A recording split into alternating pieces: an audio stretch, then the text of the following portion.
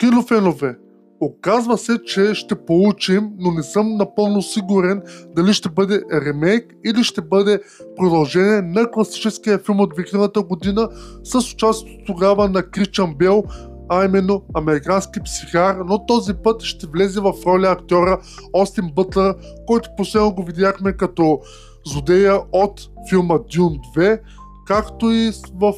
скорошния му филм, който беше влязъл в ролята на краля на рок-н-рола Елвис Пресли. Но да ви кажа честно, много ще ми е интересно да го видя в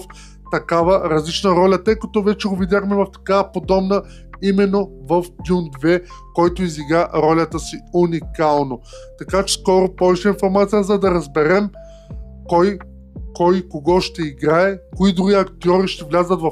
това продължение, дали ще видим завръщането на някои иконични актьори от тогава и какъв ще бъде главният сюжет.